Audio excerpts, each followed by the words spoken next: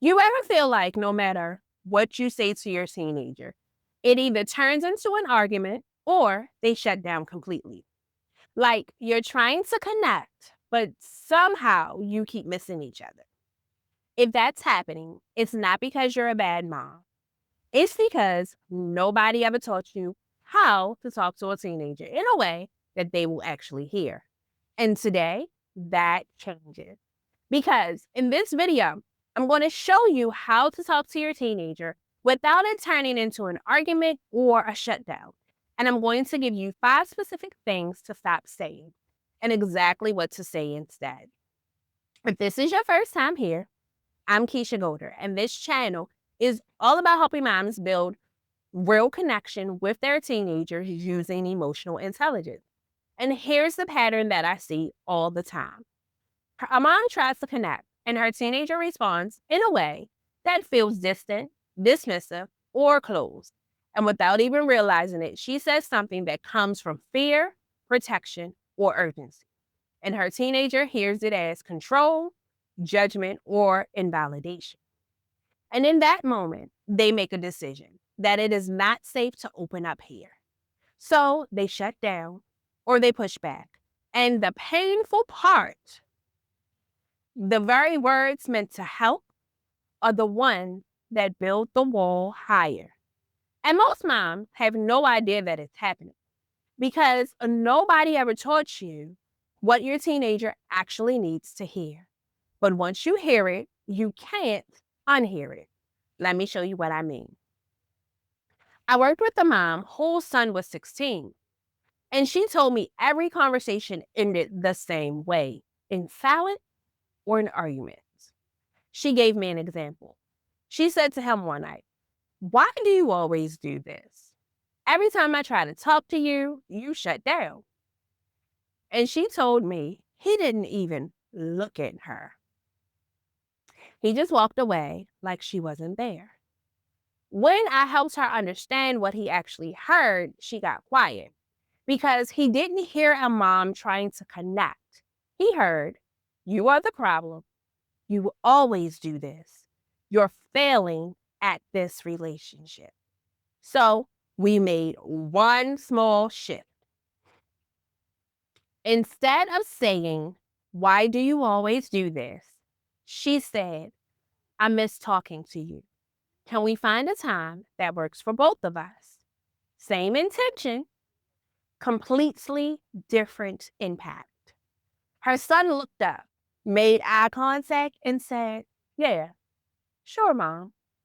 That was their first real moment of connection in months from one sentence. That's the power of emotionally intelligent communication.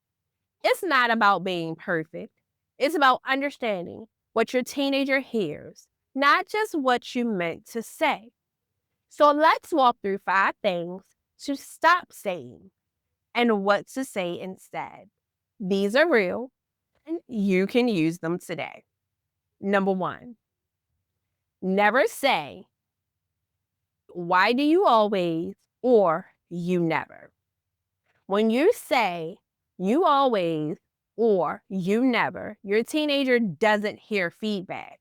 They hear a label. They hear, "This is who you are." And their response is either to argue or shut down. So instead, say, "I've noticed lately," or "I've been feeling a little disconnected from you and I miss you." Now, you're not accusing, you're inviting. That shift changes everything. Number 2, never say, "Because I said so." And you know, a lot of us grew up with the "because I said so," but we're not saying that. So never say, "Because I said so," or "as long as you're under my roof." Your authority is not the issue. Your teenager already knows you're the parents. But what they hear in these moments is, "My voice doesn't matter." And for a teenager trying to figure out who they are, that feels like they're being erased. Instead, say, "Help me understand your thinking, and then I'll share mine." Not giving up control, you're building connection. And a teenager who feels heard is way more likely to listen. And if this is helping you already, go ahead and like this video so more moms can find this too. Number 3, never say you're overreacting or it's not that serious. This one right here does more damage than people realize. Because when you tell a teenager that their feelings are too much, what they hear is your feelings are wrong. And over time, they either shut down emotionally or stop coming to you completely.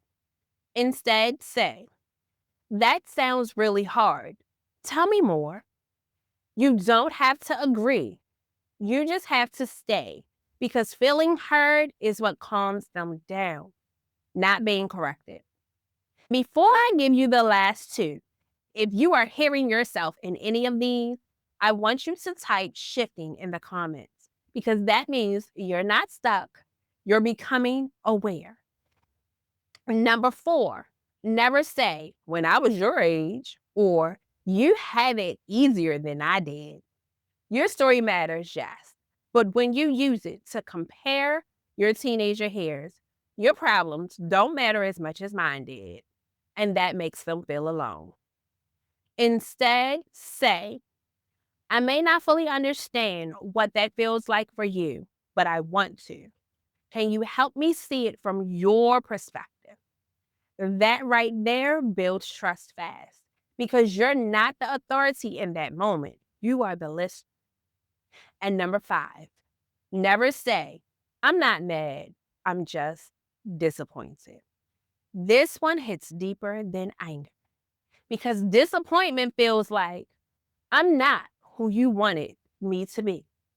And that creates shame, not growth.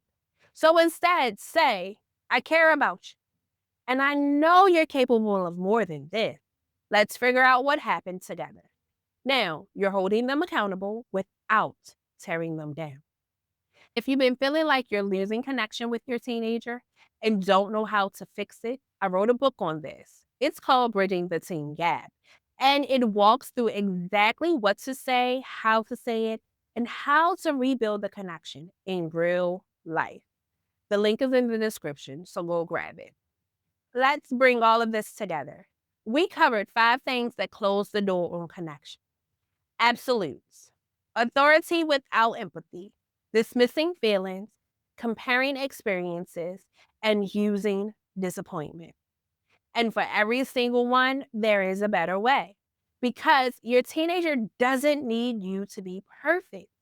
They need you to be present. I want you to imagine something. Your teenager walks in tonight. They look frustrated, tired, closed off. And instead of pushing or correcting, you just say, "Rough day?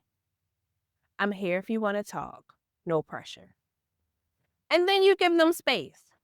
What if they came to you? What if that one sentence changed everything? That moment is available to you tonight. You are not raising a difficult teenager. You're raising a human who wants and needs to feel safe with you. And I need you to hear this. You did not mess this up.